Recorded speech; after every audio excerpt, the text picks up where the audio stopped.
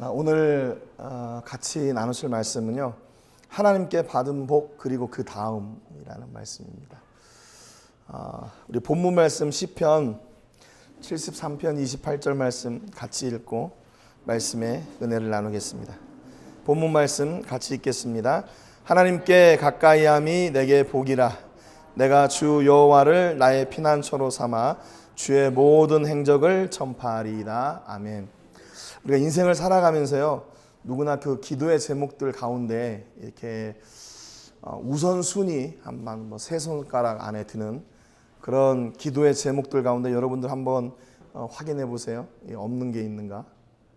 먼저는 아마 우리 가족을 위한 기도가 있을 거고, 또 자녀들을 위한 기도가 있을 거고, 또 교회를 위한 기도가 있을 거고, 또 직장이나 또 사업장을 위한 기도가 있을 겁니다. 네, 그렇게 기도하시면서 기도의 어떤 그 바람과 기대는 뭐냐면, 우리 가정이 건강하고 하나님께서 주시는 복을 잘 받고 또 은혜를 누리고 하나님의 자녀가 되고 또 하나님이 기뻐하시는 그런 삶을 살아갈 수 있도록 아마 대부분의 기도가 다 그렇게 있을 겁니다. 아마 우리 교회가 제일 큰 교회가 되게 해주세요. 아니면 우리 아이가 세계에서 1등 가는 부자가 되게 해주세요. 혹시 이렇게 기도하시는 분 계신가 잘 모르겠는데 아마 그렇게 기도하시지는 않을 것 같아요. 근데 아마 세상에서 이렇게 가끔 TV나 드라마 같은 데 보면 부모님들이 그런 부모님들 계시죠. 우리 아이는 이렇게 어디에서 인정받는 그런 스카이 이런 그런 이름 있는 대학을 나와야 되고, 또 유명한 그런 사업장에 또는 회사에 들어가서 돈도 많이 벌어야 되고, 또 좋은 집도 살아야 되고, 여러 가지 그런 구체적인 기도를 드리는 사람들이 많이 있습니다. 그래서 세상에서는 뭐라고 얘기했냐면 1등이 최고라고 이렇게 얘기하죠. 그래서 1등만 인정받는 사회, 또 1등만 칭찬받는 사회. 그래서 2등은 늘 어느 그늘에 가려 있고, 2등은 늘 의기소침해 있고, 2등도 잘한 거 아니에요? 그런데 2등 되면 괜히 죄스럽고, 올림픽에 나가서 우리나라 사람들, 우리 선수들 보면 1등 가면 막 이렇게 좋은데 2등 가면 죄 지은 것처럼 공항에 들어올 때도 얼굴을 이렇게 숙이고 들어오는, 아니 잘 못한 겁니까? 틀린 겁니까? 열심히 했잖아요. 그러니까 그분들도 역시 박수를 받아줘야 되는데, 세상은 1등만 인정하고 1등만 잘했다고 칭찬하니까 이런 생각이 우리 신앙 안에도 가끔 이렇게 들어와서 잘못된 어떤 목적을 가지고 사는 사람들이 많이 있는 것 같아요. 오늘 우리가 읽었던 본문의 시는요, 바로 아삽의 시입니다. 아삽이 복이 무엇인지를 얘기해 줬어요. 그래서 인생들이요, 많은 그 세상에 믿지 않는 사람들도 복 받기를 원하고, 또 예수님을 안 믿어도 내가 당신을 위해서 복을 비는 기도를 좀 하고 싶은데요, 다 좋아하세요. 나는 필요 없어요. 그렇게 얘기하시는 분들은 별로 안 계신 것 같아요. 그러니까 왜 이렇게 복을 좋아하고 1등을 좋아하나? 근데 그것이 전부인 줄 아는 것이 또 문제예요. 1등 가고 복 받으면 그것으로 끝나는 거 아니야? 이렇게 생각하는 거죠. 그런데 이 아삽은요, 하나님 앞에 이런 간구를 드립니다. 25절에 보니까 하늘에서는 주 외에 누가 내게 있으리요, 땅에서는 주밖에 내가 사모할 리 없나이다.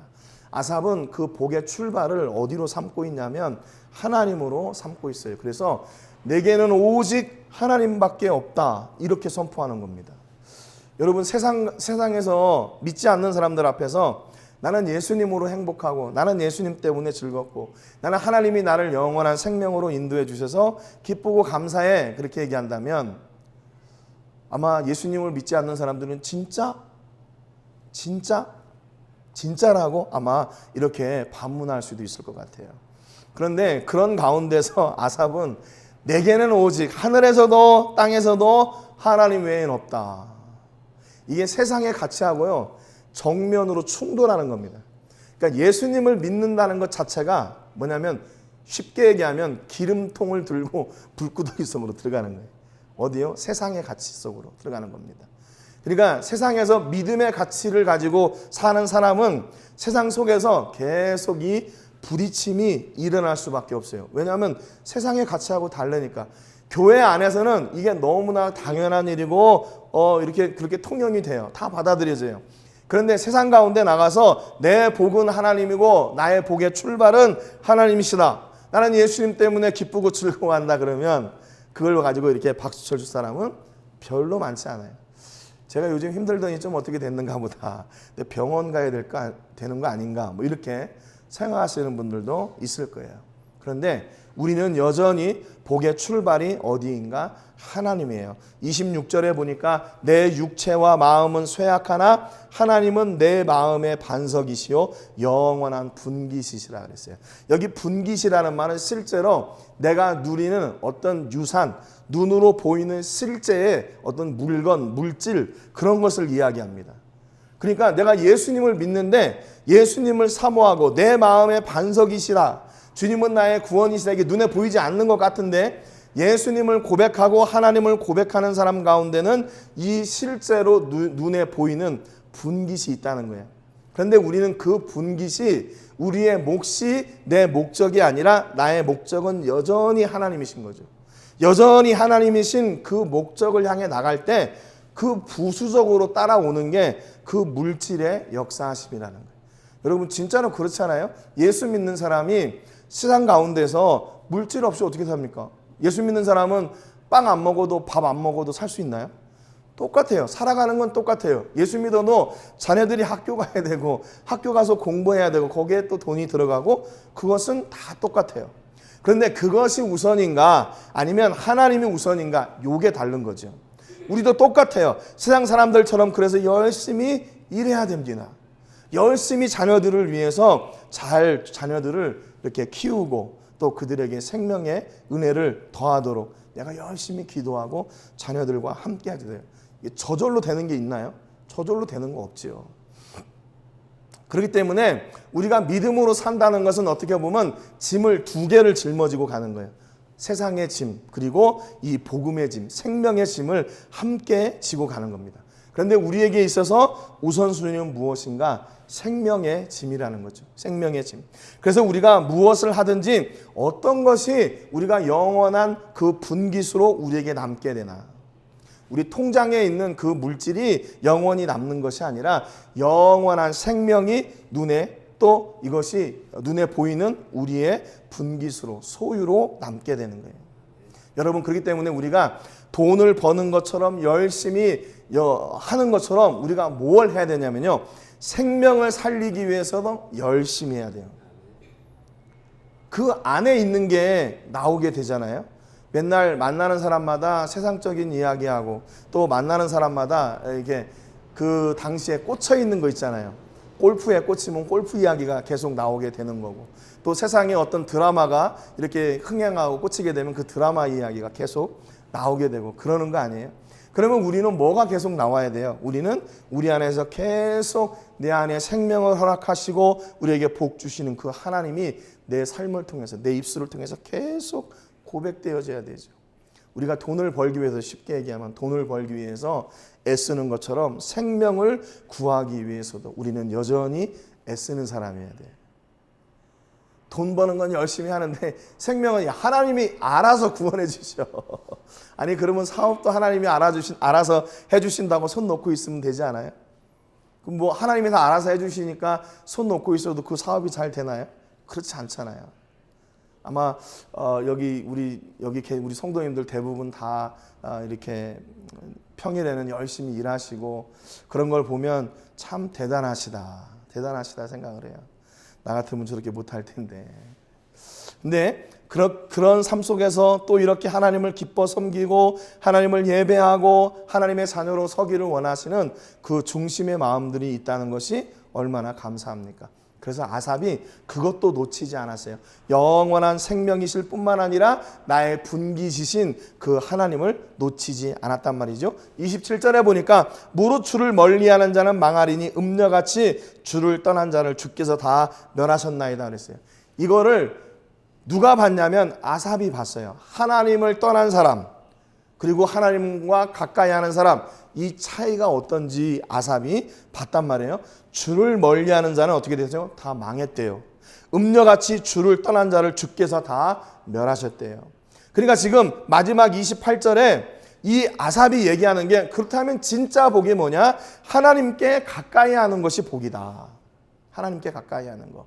야, 내가 열심히 노력하고 내가 이렇게 작전을 잘 펴가지고 되는 것이 복이 아니라 하나님께서 내게 이렇게 복을 주셨으니 그 복이신 하나님께 가까이 하는 것이 복이구나. 이게 믿음으로 깨달은 거예요. 그래서 앞으로 그러면 어떻게 할 것인가? 내가 그분을 더 가까이 하고 하나님께서 주시는 복을 누릴 것이다. 얼마나 좋은 거예요. 그렇죠? 근데 여러분, 이 아삽은요, 내가 그렇게 구하는 복, 그 성공을 받고 누리는 것으로 끝나지 않았어요. 뭐라고 얘기했냐면, 내가 주 여호와를 나의 피난처로 삼아 주의 모든 행적을 전파하리이다 그랬어요. 하나님께서 주시는 그 복, 내가 하나님과 가까이 하는 복을 누리고 그 복을 받은 뒤에 나는 어떻게 할 것인가? 나는 주의 모든 행적, 그분의 행하신 모든 생명의 일을 나는 전파하리라. 여기까지 계획이 있었어요. 여러분, 그러니까 우리가 돈을 많이 벌어야 돼요. 우리 자녀들이 믿음으로 잘 성장하고 좋은 대학도 가야 되고, 또 좋은 직장도 가야 되고, 또 좋은 배우자도 만나야 돼요. 그리고 자녀들도 돈 많이 벌어야 돼요. 그렇다면 그 후는 어떻게 될 것인가요? 그 후. 우리가 성공했어요. 우리가 기대하고 있는 일들이 일어났어요. 그러면 그 다음은 어떻게 할 것인가? 이게 세상의 교육의 문제는 뭐냐면요, 1등이 되라고 열심히 가르치는데 1등이 되고 나서 무엇을 해야 되는지는 안 가르쳐줘요. 그러니까 열심히 공부해가지고 1등이 되기는 됐는데 학교에서 보니까 이제 얘가 두렵기 시작하는 거예요. 내가 그동안에 열심히 쌓아놓은 이 1등의 전적이 어느 순간인가 무너질까봐, 다른 사람이 그 자리를 차지할까봐, 1등이면 마음 편하고 다 좋을 것 같은데 그때부터 불안감이 들기 시작하는 거예요. 내가 이거 뺏기면 어떡하지? 1등 자리를 놓치면 어떻게 하지? 그러면 사람들을 어떻게 보지? 왜냐하면 그 1등이 되고 나서 무엇을 해야 되는가를 안 가르쳐 줬어요. 제가 그 인지심리학자 김경일이라는 교수님의 강의를 이렇게 이게 요즘 말로 얘기하면 짤로 나온 거 있죠. 이렇게 봤는데 어느 대학에서 복권을 50억 이상 맞은 사람들 20명 이상을 이렇게 인터뷰를 했대요. 그러니까 50억 이상 맞았으면은 조금 많이 맞은 거죠. 그렇죠? 인생에 5억 만지기도 힘들 텐데 50억을 한꺼번에 이렇게 받았으니 얼마나 기분이 좋겠어요. 이 50억 이상 그 당첨 받은 사람들에게 한 20명 이상 직접 물어봤대요. 근데 이 사람들의 또 공통된 특징이 뭐냐면 1, 2년 뒤에 다 망한 사람들이래요. 1, 2년 뒤에 다 망한 사람들. 그래서 그 사람들한테 물어봤어요. 복권이 당첨되고 나서 당신이 제일 먼저 바꾸고 싶은 게 뭡니까? 물어봤대요. 여러분들은 어떻게 생각하세요? 내가 50억 복권을 맞았어요. 그러면 여러분들은 뭘 바꾸고 싶으십니까? 뭐 집도 바꾸고 싶겠고, 뭐 사업도 좀 바꾸고 싶겠고, 그런 게 있을 거 아니에요. 그러니까 여러분들은 50억 이거 복권이 안 맞는 거예요. 그래서 이 사람들은 50억 복권 맞은 사람들한테 당신이 제일 먼저 바꾸고 싶은 게 뭐냐 그랬더니 자기 자신의 배우자였대요. 배우자. 남편을 바꾸고 싶고 아내를 바꾸고 싶어요. 그러니까 1, 2년 안에 그게 다 재산이 없어지는 거예요. 돈을 보고 나니까 이제 의심이 생기기 시작하는 거예요. 저 사람이 내가 있는 돈을 이렇게 욕심을 내가지고 뭐 하겠구나. 그래서 배우자를 먼저 바꿨다는 거예요. 아니, 이런 바보 같은 사람들이 어디 있습니까? 제가 그 이야기를 듣고요, 깜짝 놀랐어요. 깜짝 놀랐어요. 이 교수님도 그랬어요. 여러분들이 만약에 50억을 복권을 받았다면 여러분은 뭘 바꾸고 싶으십니까? 저도 이제 막 머리가 돌아가죠. 야, 대체 50억을 받으면 뭘 바꿔야 되나? 빨리 우리가 교회가 안정될 수 있도록 교회를 하나 사고, 또 저쪽 땅에 빨리 학교를 건축하고, 야, 그럼 너무 좋겠다. 이런 생각을 했는데, 아니, 제일 먼저 바꾸고 싶은 게 배우자였다는 거예요. 아니, 진짜 그럴 수 있을까? 돈의 힘이 진짜 그렇게 큰 것인가? 그러니까 돈을 얻었는데 사람도 잃은 거고 2년 뒤에는 완전히 다 거지가 된 거예요. 거지가 된 거예요. 그러니까 그럴만도 하다. 자기 옆에 있는 가장 가까운 사람도 믿지 못하는데 그 돈을 가지고 그러면 어떻게 쓰겠어요? 그러니까 우리가 복권을 달라고 1등 하게 해달라고 많이 기대하고 하는데 막상 그것을 받았을 때 그것을 어떻게 해야 될지를 모르는 거예요. 그 다음에 어떻게 해야 되나. 여러분 지금부터 열심히 기도하십시오. 하나님, 내가 50억 복권 맞으면 나는 배우자를 안 바꾸고 다른 걸 바꾸겠습니다. 그래야죠. 그래야 하나님이 복 주시죠. 하나님께서 그 복을 주신 이유가 분명히 있을 텐데 그것을 이루지 못하고 내 욕심만, 내 곳간만 채워가다가 결국에는 그 채워져 있는 곳간까지 다 비워져 버리게 되는 그런 불운의 주인공이 되는 겁니다. 창세기 41장 41절에 보면요, 누가 등장을 하냐면 이 요셉이 등장합니다. 요셉이 어떤 고생을 하셨는지 잘 아시죠? 17살 때 형들로부터 시기를 당해가지고 그 애굽의 노예 상인들한테 팔려가요. 팔려가가지고 어떻게 돼요? 거기서 또 잘못 오해를 받아가지고 감옥에 들어가요. 그러니 뭐 이제 노예 신분에서 죄수의 신분으로 그 감옥에서 다시 나올 수 있을 거라고는 상상하기 어려운 그런 절망의 순간에 빠지게 되는 거죠. 그런데 이 요셉이 꿈을 잘 꿔가지고, 꿈을 잘 꾼 게 아니라 그 꿈 해몽을 믿음으로 잘 해가지고 결국에 애굽의 총리가 됐어요. 바로가 또 애굽에게 이르되 내가 너를 애굽 온 땅의 총리가 되게 하노라 하고 자기의 인장 반지를 빼어 요셉의 손에 끼우고 그에게 세마포 옷을 입히고 금사슬을 목에 걸고, 그리고 전용, 지금으로 얘기하면 전용 차도 다 주고 온 나라를 다스릴 수 있는 권세를 이 요셉에게 줬단 말이에요.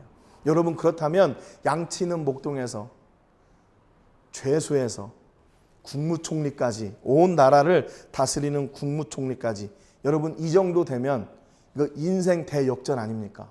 대성공 아니에요?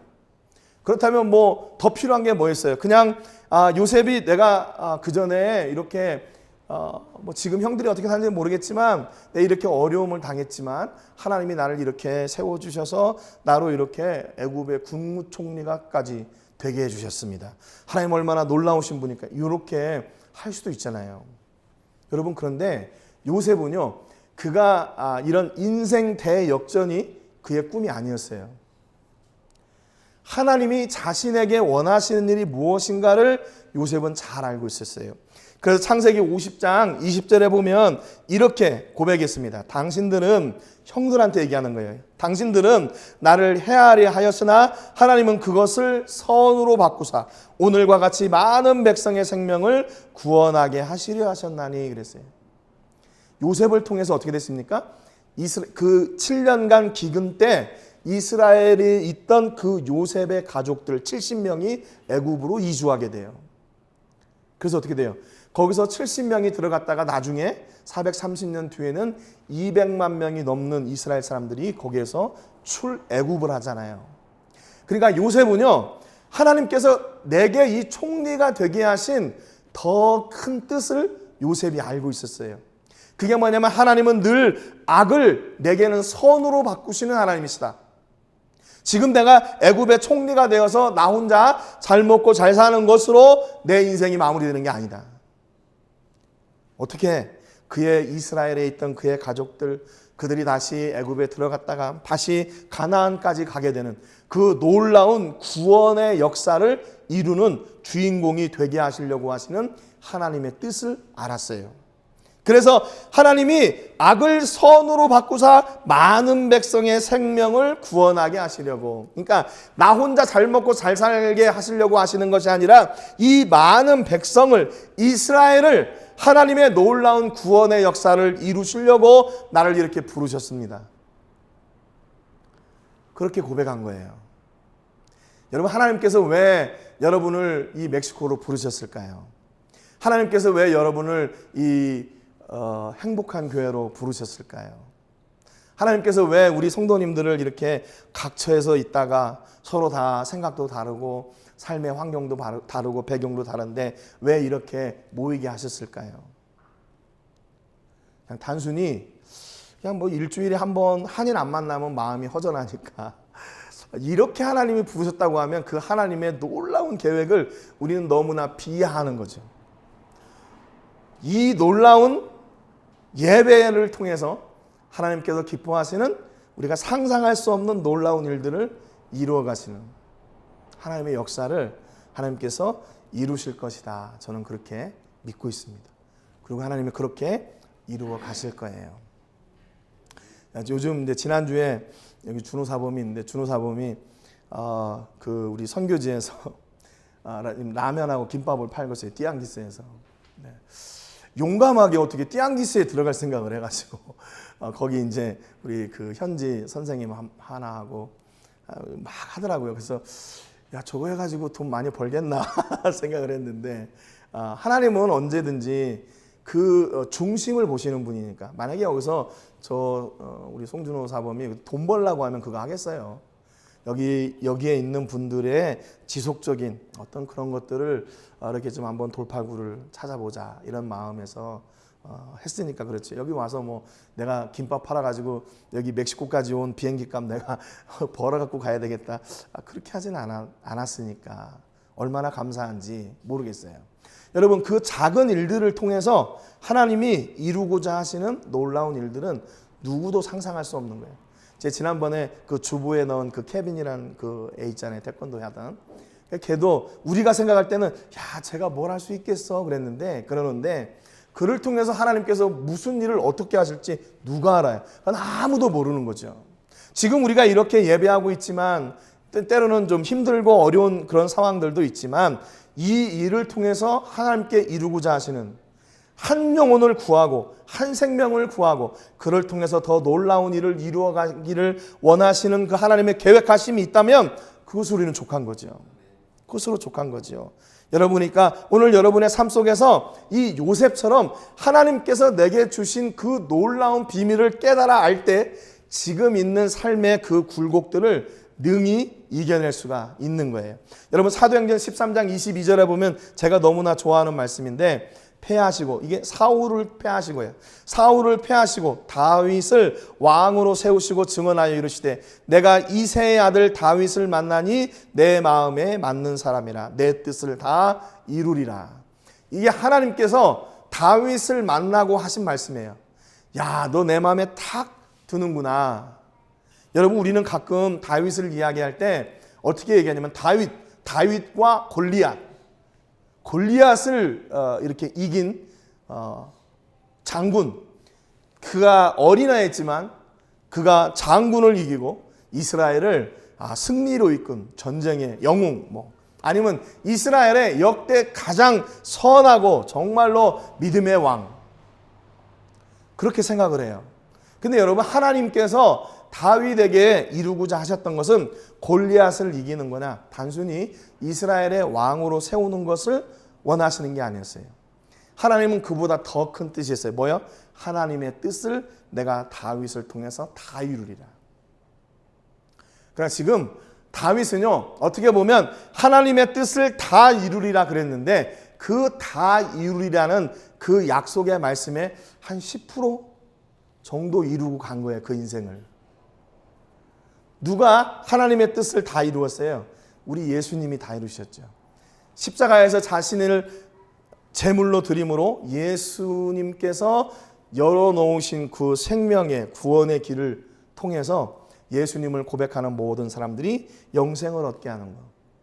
그게 예수님이 하나님께서 예수님을 통해 이루고자 하시는 다 이루고자 하시는 뜻이었어요. 여러분 오늘 여러분의 삶 속에서 하나님께서 내가 너를 만나니 참 마음이 좋다. 내가 너를 통해서 이것을 다 이루리라. 이렇게 말씀하시는 그런 선포가 여러분에게 있기를 주님의 이름으로 축복합니다. 여러분 그냥 내가 이렇게 열심히 돈 벌어가지고 부자 돼가지고 그래 교회를 몇 개 섬기고 또 선교지를 섬기고 그것으로 만족하고 아니에요. 여러분 하나님은 더 놀라운 뜻과 비밀을 가지고 계십니다. 그냥 그것을 알려달라고 기도하세요. 하나님 내가 어떻게 해야 하나님의 뜻을 다 이룰 수 있을까요? 내가 그 하나님이 나를 통해 이루고자 하시는 그 일을 하고 싶어요. 하나님은 내 지혜를 주시고 하나님 길을 열어주시고 문을 열어주셔서 내가 그 일할 수 있도록 하나님 능력을 허락해 주세요. 우리의 자녀들을 위해 기도할 때도 그렇게 기도하세요. 우리 자녀들이 열심히 공부해서 좋은 학교 가고 좋은 직장 가고 돈 많이 벌고 잘 먹고 잘 살게 해주세요. 그가 아니라 그것은 내 뜻이지만 하나님의 뜻이 우리 자녀들을 통해 이루어지게 해주세요. 그런 기도가 있기를 주님의 이름으로 축복합니다. 그러니까 하나님께서 왜 우리에게 복을 주셔요? 하나님의 뜻을 이루라고 복을 주시는 거예요. 끝으로 오늘 본문에서도 말씀하고 있죠. 다시 한번 우리 이 말씀을 같이 한번 읽어보겠습니다. 시작. 하나님께 가까이함이 내게 복이라. 내가 주 여호와를 나의 피난처로 삼아 주의 모든 행적을 전파하리이다. 여러분, 하나님께서 우리에게 복을 주시는 이유는 뭐예요? 그 생명의 일을 증거하라고, 생명의 일을 전하라고 우리에게 이 놀라운 복을 주시는 겁니다. 여러분, 축복을 소망하고 받는 것으로 만족하는 사람들이 되지 마시고 그 축복을 사용하는 사람들이 되시기를 주님의 이름으로 축복합니다. 받은 것, 나 1등했어, 나 축복 받았어, 그것으로 만족하지 마셔야 돼요. 내가 1등하고 내가 복받은 그것을 어떻게 사용하느냐에 따라서 그 복이 진짜 복이 되든가 아니면 그 복이 오히려 우리에게 재앙이 될 수가 있는 겁니다. 여러분, 오늘 여러분의 삶 속에서 하나님을 가까이 함이 되게 복이다. 하나님과 함께 동행하고 그분의 은혜, 그분의 능력의 말씀을 전하고 생명의 통로가 되는 것이 복이다. 그렇게 선포했다면 이제 어떻게 해야 돼요? 내 삶을 통해서 그분의 역사가, 그분의 영광이 드러나게 되고 생명의 일이 드러나게 되는 그런 놀라운 그런 여러분의 사업장이 되시고 직장이 되시고 또 그런 자녀들, 가정이 되시기를 주님의 이름으로 축복합니다. 그래서 우리의 사명은 뭔가? 우리의 사명은 그 복을 받은 뒤에 일어나는 그 놀라운 일들이 하나님께서 우리에게 진짜 원하시는, 여러분 축복을 소망하지 말고 그 축복을 사용하는 사람들이 되세요. 1등을 소망하고 1등을 누리는 사람들이 아니라 1등이 된 그것을 사용하는 사람들이 되시기를 주님의 이름으로 축복합니다. 이제는 우리 주 예수 그리스도의 은혜와 우리 아버지 하나님의 크신 사랑과 성령 하나님의 감동 감화 위로 교통하시는 은혜가 오늘도 우리에게 복 주시는 하나님을 기대하고 그 복을 누림으로 만족하는 것이 아니라 그 복을 하나님의 영광을 위해 온전히 사용하기로 다짐하고 작정하는 우리 모든 성도님들과 가정과 자녀들과 사업과 직장과 캠퍼스와 세계 곳곳에서 주의 복음을 전하는 복음 전도자들을 위해 이제로부터 영원토록 함께 하시기를 간절히 축복하옵나이다. 아멘.